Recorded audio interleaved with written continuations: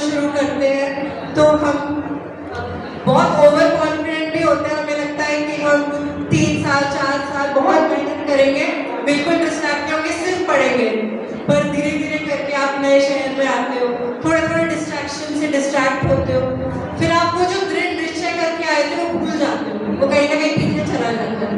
और फिर धीरे धीरे करके आपको एक बैलेंस मिलता है कि आपको वो डिस्ट्रैक्शंस को कैसे खुशी भी रखनी है लाइफ में और मेहनत भी रखनी है। तो उस बैलेंस की जो जर्नी है, मैंने उसको एक कविता में पिरोने का प्रयत्न किया है, जिसका शीर्षक है मैं क्या नहीं कर सकता। मैं डरा हुआ हूँ, सहमा हूँ, इस नए शहर में न जाने मैं कहाँ टिकता हूँ। प्राइमरी से हाई स्कूल से इंटर, कब हो गया पता ही नहीं चला। स्कूल से कॉलेज, टीन से अडल्ट, कब हो गया पता ही नहीं चला। बचपन कुछ इस गति से निकला कि जिम्मेदारियां कब चढ़कर कंधों पर आ गई। छोटू से कब घर का बड़ा बेटा बना, पता ही नहीं चला। अभी तक तो पापा के स्कूटर और मम्मी के बेलन से ही सीधे रास्ते पर था। अभी न स्कूटर है न बेलन, तो कैसे सीधा चल पाऊंगा मैं। बाबा के कदमों पर जो था आज तक, अब ठोकरे कैसे खाऊंगा मैं। बड़ा मुश्किल सा लगता है सुबह जल्दी उठना, टाइम से सोना, अच्छा खाना, अरे इस हवा में सांस भी लेना। क्या है सही क्या है गलत का फर्क कैसे समझूं मैं। मेरी पढ़ाई के लिए लिया लोन और माँ के गिरवी कंगन, क्या करूं कि छुड़वा लूं। दिशाहीन सा लगता है कि नए कॉलेज का पढ़ाओ। मन में बड़ा जोश तो भरता है, पर ये ऊर्जा कहाँ लगाऊं मैं, इतना पढ़ के कहाँ जाऊं। तो बात ये है कि पढ़ना लिखना साधन है, विद्यार्थी का कर्म केवल ज्ञान का जतन और शंकाओं का निवारण है।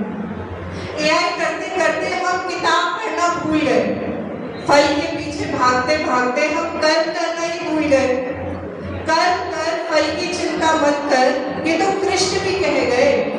तो कर्म तो हमारा पढ़ना ही है, काम चेष्टा और सच्ची निष्ठा से बढ़ना ही है। और क्या कहा था 3 इडियट्स के रणछोड़ दास ने, काबिल बनो, कामयाबी झक मार के पीछे आएगी। जब ग्रेड्स अच्छे और मेहनत में कमी नहीं तो प्लेसमेंट तो हो ही जाएगी।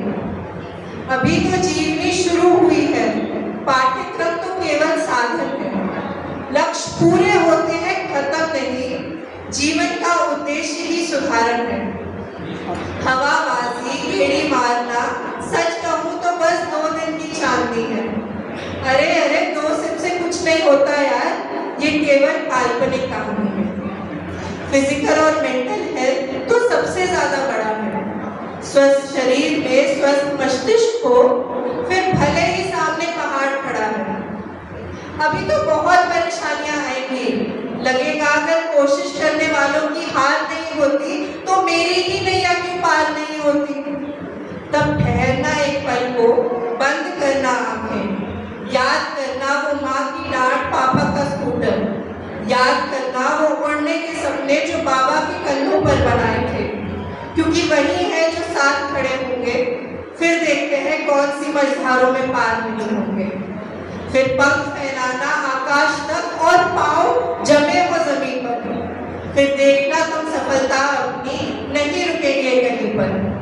फिर कौन कहता है क्या कुछ नहीं कर सकता मैं, एक आसमान दिखा के दिखाओ जिसमें छेद नहीं कर सकता मैं।